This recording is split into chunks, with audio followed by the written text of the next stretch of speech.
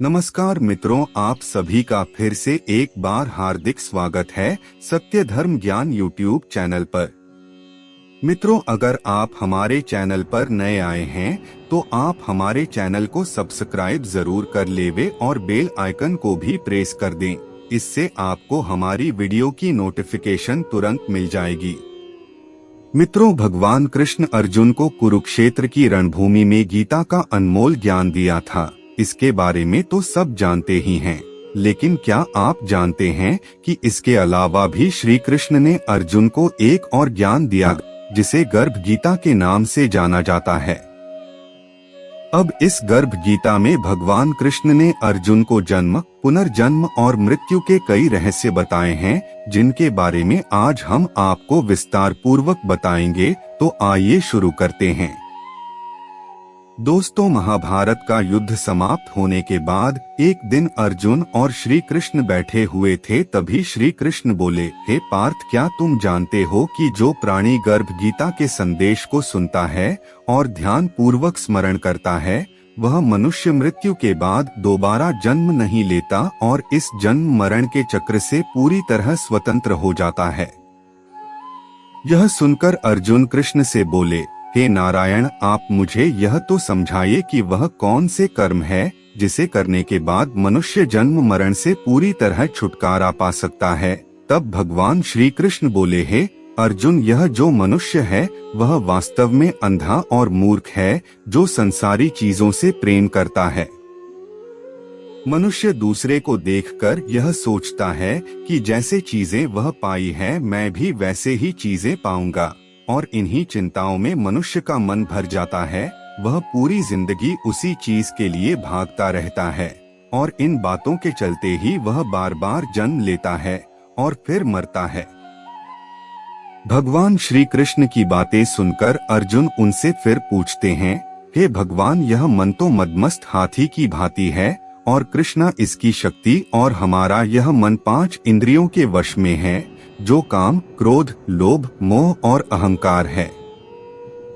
तो आप ही मुझे बताइए कि वह कौन से यतन है जिससे मन वश में किया जा सकता है। तब भगवान श्री कृष्ण कहते हैं, हे अर्जुन, यह मन निश्चय ही हाथी की भांति है और कृष्णा ही इसकी शक्ति है।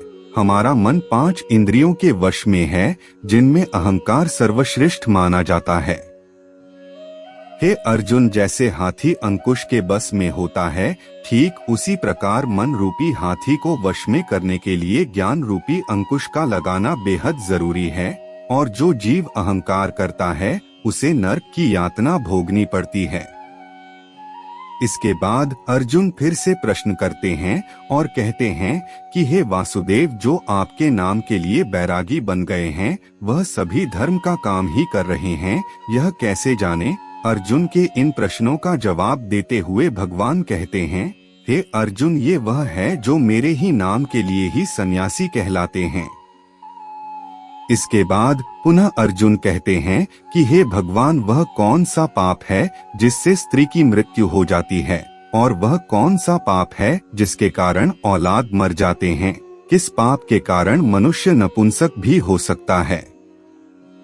तब श्री कृष्णा उत्तर देते हुए कहते हैं, हे अर्जुन, जो किसी से कर्ज लेता है और उसे वापस नहीं लौटाता तब उसकी औरत मर जाती है, और जो किसी की अमानत रखी हुई चीजों को नहीं देता उसके पुत्र मर जाते हैं, और जो किसी को कहे कि तुम जब चाहो उस समय मैं तुम्हारा कोई भी काम कर दूंगा, लेकिन समय आने पर और जरूरत पड़ने पर उसकी सहायता नहीं करता, इस बात को करने वाला मनुष्य नपुंसक हो जाता है और यह बहुत बड़ा पाप माना जाता है।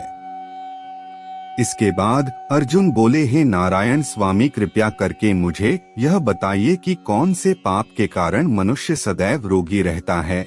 किस पाप को करने से गधे या फिर बिल्ली के योनि में जन्म लेना पड़ता है। तब श्री कृष्ण अर्जुन से कहते हैं, हे अर्जुन, जो भी मनुष्य कन्यादान करते हैं और इस दान में पैसा लेते हैं वे दोषी कहे जाते हैं, और ऐसे मनुष्य सदा रोगी रहते हैं। और जो औरतें रसोई में खाना बनाकर खुद भोजन पहले करती हैं और फिर बाद में अपने पति को खाना देती हैं, वह अगले जन्म में बिल्ली के रूप में जन्म लेती हैं। वही जो मनुष्य झूठी वस्तुओं को दान में देते हैं उनको अगले जन्म में गुलामी करनी पड़ती है।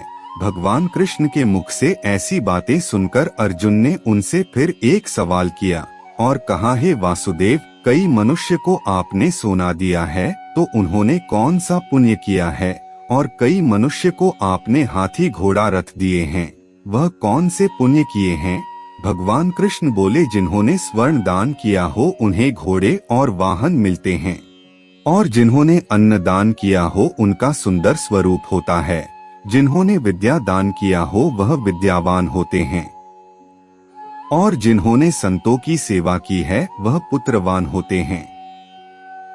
अर्जुन ने भगवान कृष्ण से फिर कहा, परंतु वासुदेव, किसी को धन प्रिय है तो किसी को स्त्री, इसका क्या कारण है?